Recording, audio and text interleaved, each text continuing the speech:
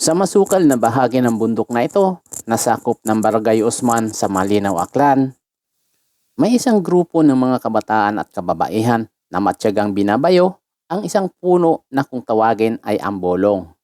Pag-uukaw ang tawag nila rito. Ang ukaw ay isang uri ng suman sa Aklan na ang pangunahing sangkap ay nagmumula dito sa dinurog na puno ng ambolong. Isang uri ng puno na nabibilang sa palm family, kagaya ng niyog, karatan, nipa at marami pang iba. Ang 50 anyos na ito na si Nanay Juby ay kilala bilang isang veterana sa pag-uukaw. Nung bata pa kami, nag-uukaw sila nanay. Sumasama kami doon. Kaya tinatandaan ko yung sinasabi nila sa akin. Ayon sa kanya, tanging matatandang puno ng ambulong na malapit ng mamunga ang pwedeng ukawin. Pipili namin nung may puso na, yung matanda na ambulong, ang aming puputulin. Kasi yung mga maliit, di naman yun, wala namang laman. Bukod sa kaalaman sa pag-uukaw, kasama rin ni Nanay Juby ang ilang paniniwala na nakaugnay rito. Bago pa man daw nila sinimulan ang pag-uukaw kanina, kumuha muna ng maliit na bahagi mula sa puno si Nanay Juby. Nilagay niya ito sa dahon ng gabi, binuhusan ng konting tubig bago ibinalot. Gumawa rin siya ng cross na kasamang ilalagay sa ibabaw ng pinutol na puno ng ambulong. Ito raw ay simbolo ng paggalang at pasasalamat sa mga yumaong nagtanim ng puno upang hindi sila pagkaitan ng masaganang ani sa kanilang pag-uukaw. Ito na rin ang hudyat na pwede na nilang simulan ang mahaba at matrabahong proseso para matikman ang suman sa Usman.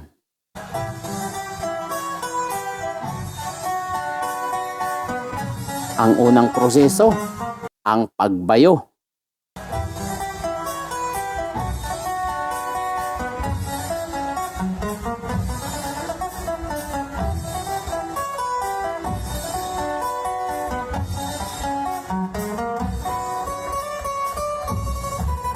Kanya-kanyang pwesto, kanya-kanyang bayo. Kwentuhan lang ang libangan para kahit papaano hindi maramdaman ang pagod ng katawan. Sa ganito kahaba na puno ng ambulong na halos umabot ng 7 metro, kung mga 10 ang gagawa, aabutin ito ng 4 na araw bago ito matapos sa pagbabayo. Siguradong uhaw at gutom ang aabutin mo rito. Pero huwag mag-alala dahil meron namang naghihintay na sariwa at masarap na buko.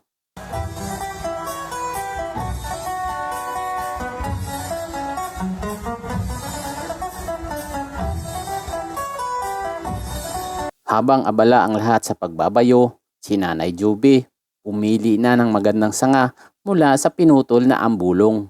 Sa dulo ng nasabing sanga ay tinahi niya ang isang tela. Ito na rin pala ang gagamitin nilang salaan mamaya para makuha ang katas mula sa dinurog na puno ng ambulong.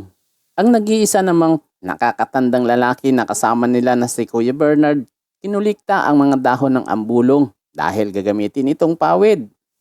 Pagkatapos ng halos 1 oras na pagbabayo ay eto at medyo malalim na at mapupuno na rin yung isang sako ng dinurog na puno ng ambulong.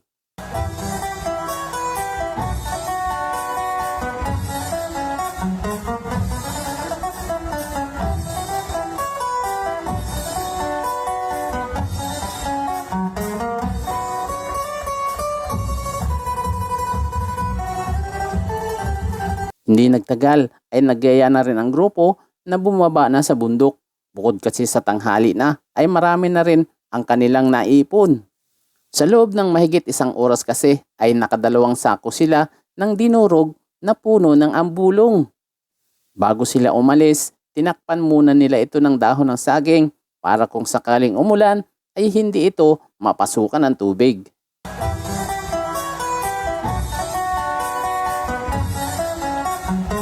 Bumaba na sila ng bundok.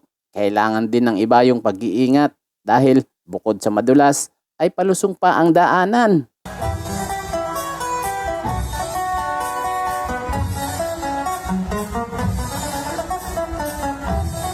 Ilang minuto ang lumipas, nakarating na rin ang grupo sa ibaba para sa pangalawang proseso ng pag-uukaw, ang pagpiga. Maraming tubig ang kailangan dito para mapiga ito. Mabuti na lamang at wala ring hinto ang kanilang gripo.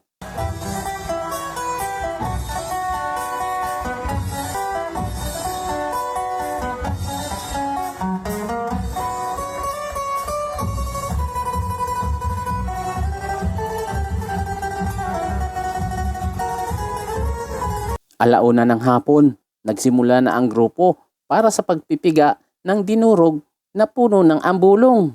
Mula rito sa salaan na ginawa ni Nanay Juby, dediretso ang katas dito sa biniyak na kawayan. Ang tubig ay hahayaan lang na umagos dahil kusa naman daw na lumulubog ang natok o ambulong starts na mas kilala rin sa tawag na sago. Ang pangunahing sangkap sa paggawa ng suman na ukaw.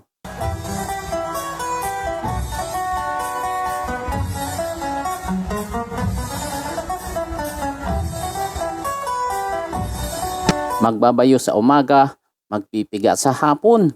Ganito sila sa susunod na mga araw hanggang sa maproseso nila ang buong puno ng ambulong. 2:30 nang matapos ang grupo sa pagpiga. Dito ay mag-iintay muna ang grupo ng 15 minuto para tuluyang lumubog sa ilalim ang natok. Saka itatapon ang naipong tubig. Ang sunod nilang proseso, ang pagkayod. Dito na kukolektahin ang naipong ambulong starch sa kawayan.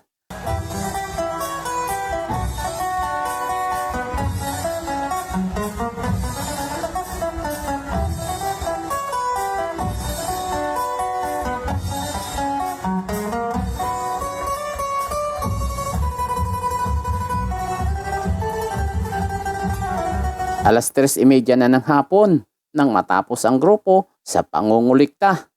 2 batya ng ambulong starts ang kanilang naipon.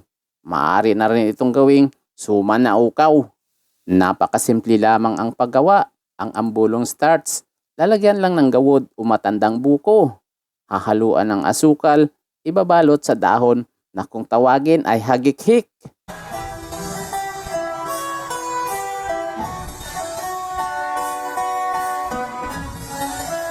Pakukuluan at mag-iintay lang ng ilang minuto at mayroon ng masarap na ukaw. Pagkatapos ng 6 na oras na proseso sa pagluluto ng ukaw, ito na siya ngayon.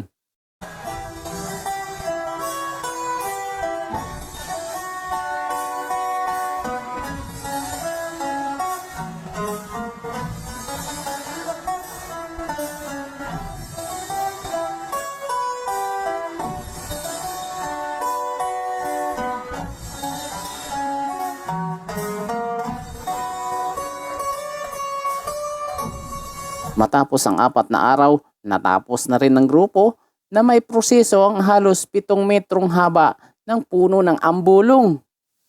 Muli ay nagluto ang grupo ng ukaw. Mas brown na ang kulay nito ngayon dahil gawa ito sa natuyong ambulong starch. Mula sa puti, nag-iiba ang kulay ng starch kapag natuyo ito mula sa pagkakabilad sa araw.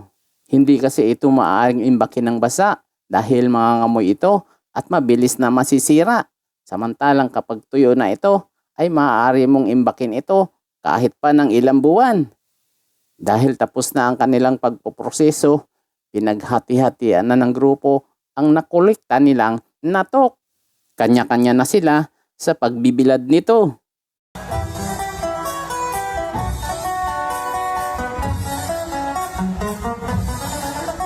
Sa halos 4 na araw na pag-uukaw, halos 10 kilo din ng ukaw ang kaparte na nakuha ni Nanay Juby. Ibinebenta niya ito sa halagang 55 to 60 pesos per kilo dito sa kanilang lugar. Kung kanya namang gagawing suman, maibebenta niya ito sa 5 piso kada piraso o pwede na ring para na lang sa kanilang sariling konsumo. 1 o 2 bisis lang din sila kung makapag-ukaw sa isang taon. Kung ating iisipin, ang ukaw, simpleng suman lang naman. Pero ang proseso, masyadong mahaba at matrabaho. Maraming salamat sa panonood at ito ang aking dokumentaryo.